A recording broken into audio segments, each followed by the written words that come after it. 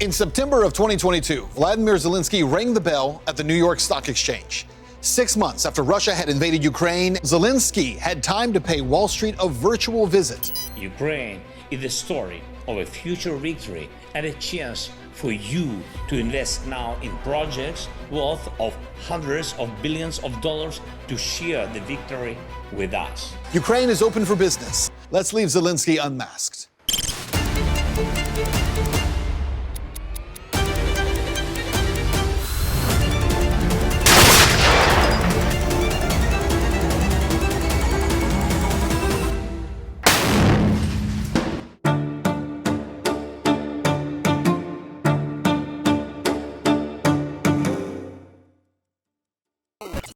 When Russia began the special military operation, when they crossed the border, within 2 months, Ukraine and Moscow were in very serious talks, and they had almost arrived at a peace agreement. And then the Prime Minister of Great Britain, Boris Johnson, came flying into Kiev unannounced. A peace deal emerged, but then suddenly disappeared after Prime Minister Boris Johnson's meeting with Zelensky. צריך להמשיך להכות בפוטין ולא להגיע, אבל שאל מול, זאת אומרת, הגישה היותר תקיפה, אני אגיד לך משהו, אני לא יודע להגיד שהם שגו, ומתווך, אבל הכתובת שלי זה אמריקה בעניין הזה, ואני לא פועל על דעת עצמי. כל פעולה שעשיתי הייתה מתואמת לפרטי פרטים, גם עם ארצות הברית, גם עם גרמניה, גם עם צרפת. אז הם בעצם חדלו את זה? בגדול, כן. בגדול הם חדלו את זה. But why would the United States and their partners want to keep war in Ukraine going? To answer that question, it's necessary to first review a little bit of history here. The story goes all the way back to 1991 with the dissolution of the Soviet Union. Everyone was happy when Yeltsin came into power, came over and spoke before the Congress, and we were all excited. I was excited. Kurt Weldon served 20 years in Congress and was the vice chairman of the Armed Services and Homeland Security Committee. He also led bipartisan efforts to improve ties between Russia and the United States after the fall of the Soviet Union. Yeltsin had become corrupt and had a drinking problem. And therefore the Russian people lost confidence in him, and he was probably going to lose re-election. But Bill Clinton wanted Yeltsin back in power. See, Yeltsin allowed experts from Harvard University, the U.S. government, and the IMF to oversee an economic shock therapy treatment that turned state assets into private companies. A weakened Russia, responsive to U.S. interests and those of the emerging oligarch class, also allowed the West to expand NATO eastward, breaking numerous promises that they had previously made to the Soviets.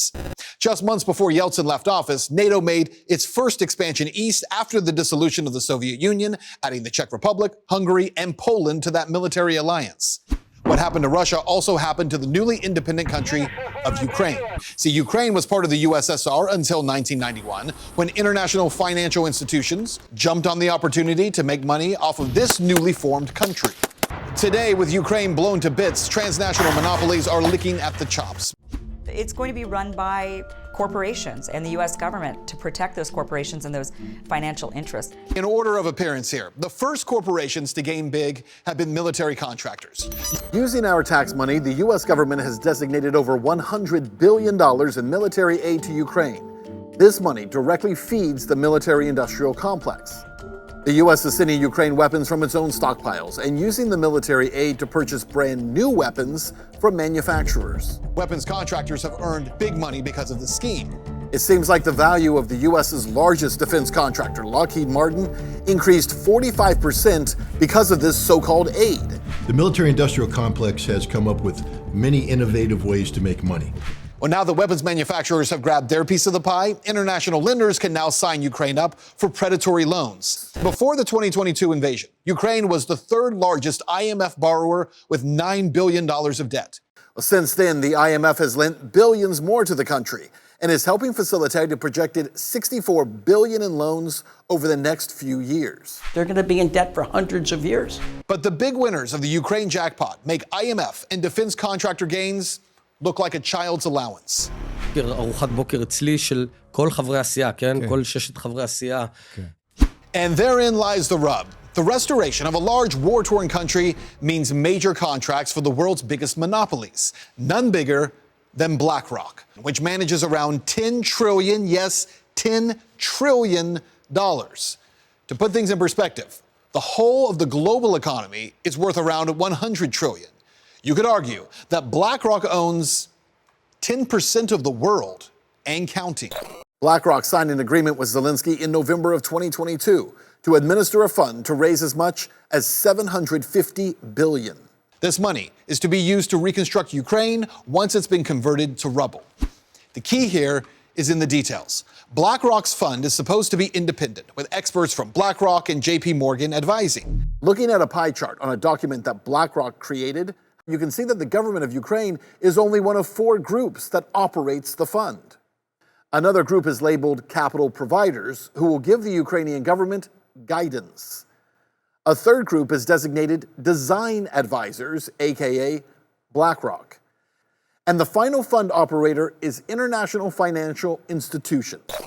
All in all, it appears that from now on, Ukraine's economy will be managed, at least in part, by the world's largest investment manager, one based in the United States. Ukraine's sovereignty, it's really just an extension of U.S. corporate, corporate colonialism.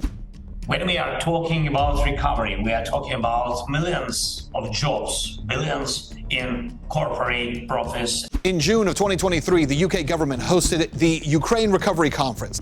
It brought together heads of state and transnational corporations to discuss investment opportunities in Ukraine. I am delighted to announce today that over 400 businesses from 38 countries with a combined market cap of $4.9 trillion have now signed up. The billions in corporate profits that Zelensky promised have already come to fruition, and hundreds of billions more could be on the way. Smedley Butler said it, war is a racket. I can't blame one person, but I can blame a lack of leadership. A lack of leadership on people who made money, who got access, and used influence for other reasons. Guys, this is our final episode, but if you haven't seen the other 11 in this series, you can find them right now at truthinmedia.com and on X at @truth_in_media.